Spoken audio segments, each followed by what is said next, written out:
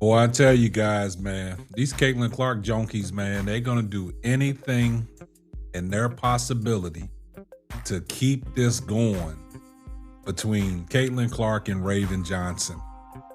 Man, I can't believe what I witnessed today after the Indiana Fever's first day of training camp.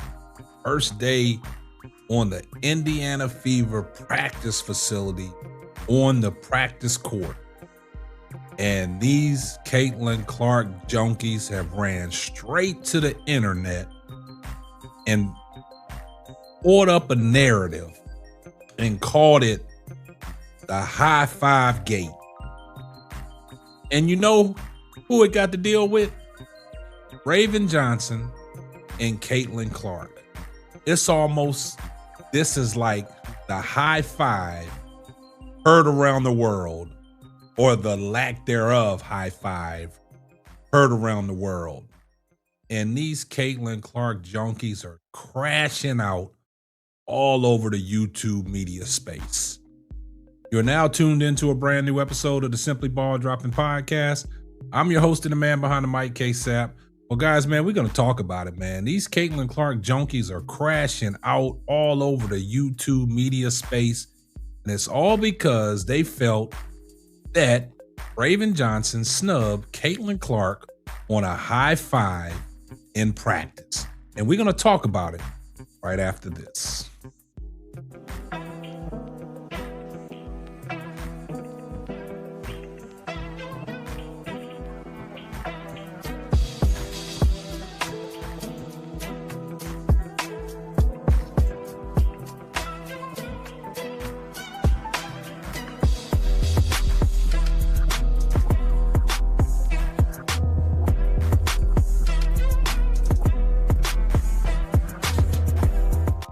Well, guys, it's the first day of training camp for the WNBA, and the Indiana Fever had their first day of training camp today, and they was practicing, and for some odd reason, everything that went on in practice, all the good things, all the team camaraderie that the Indiana Fever was having, and everything, what these Caitlin Clark junkies are doing now is just adding fuel to the fire.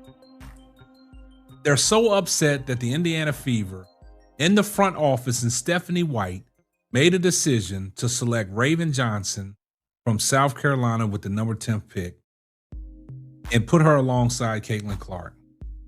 And a lot of people saying, well, drafting Raven Johnson, you could have went otherwise. You don't need another point guard because Caitlin Clark is the point guard. And they're trying to do anything to deflect on what the organization is trying to do. The organization is trying to win.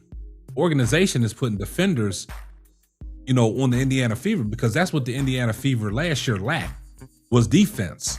And Raven Johnson, she's a seatbelt. She can strap you down. She can lock you down. And you'd rather have her on your team alongside Caitlin Clark.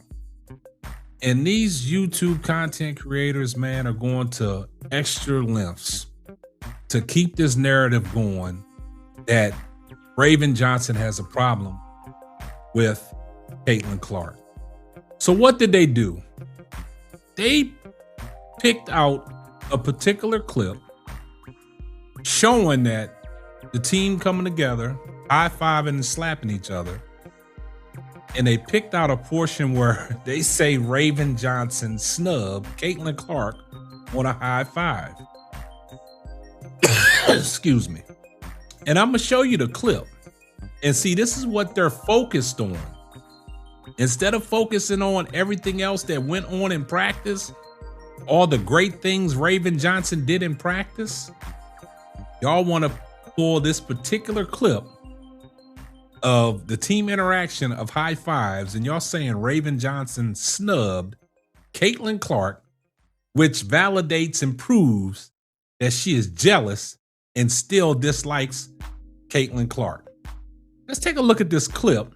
But then what I'm gonna do for you guys, I'm gonna show you another clip that they should have been talking about as well, but they swept this clip under the rug because it's showing all the great attributes that Raven Johnson brings to this Indiana Fever team as a point guard and as a great defender on knowing how to get over ball screens and when to go under ball screens and how to get through picks. So let's take a look at the clip that's circling through the internet and is going viral. A high five, or lack thereof, heard around the world. So let's take a look at this clip.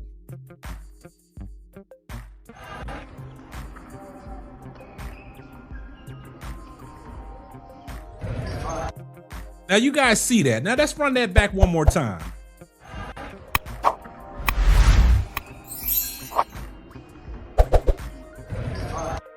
And this is what they're talking about. But if you really understand how that clip went, Caitlin Clark extended a half arm out to her and brought it back because Raven looked down.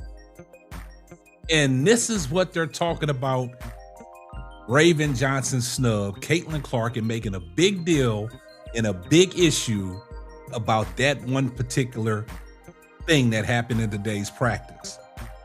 But what they don't want to show you is this right here on what the great attributes that Raven Johnson brings to the table for the Indiana Fever on how she can impact basketball games on the defensive side of ball alone. Let's take a look at this. Look at Raven Johnson getting through the screen. Look at that. See, but they don't want to talk about that. They want to talk about everything else. Let's run that back. Look at the effort that Raven gets through the screen to stay attached to her man. They don't want to talk about that. Look at the effort. They don't want to talk about that. They want to talk about everything else that they find negative that goes on between Raven Johnson and Caitlin Clark. They find anything. It's almost like they are fishermen and fisher women where they go out and search. They throw the rod out in the water, hoping something will bite, and they'll cash in. And that's what they're doing. They're keeping this narrative going about Raven Johnson and Caitlin Clark on the dislike that Raven Johnson has for Caitlin Clark. This is what they do. And see, let's talk about the potential chance that Indiana has to make a deep run in this year's WNBA and another deep run into the playoffs and potentially challenging for a WNBA championship. But they don't want to talk about that. They want to talk about these narratives that they can create and have everybody buy in on it. But hey, gotta be careful because I don't buy in on it. I see it and I'm gonna talk about it because you're not gonna put that out in the stratosphere for people to see, and then they're gonna start believing it because you're feeding it to your fan base. But I'm just giving it to you real, raw, and uncut that this is not what you should be talking about. You should be talking about the effort that Raven Johnson is making in her first day at practice and how she stood out on this defensive drill, showing the team this is how you play defense. But y'all don't want to talk about that. Y'all don't want to give her kudos on that. Y'all want to talk about because y'all say she snubbed y'all girl, which she did not snub y'all's girl.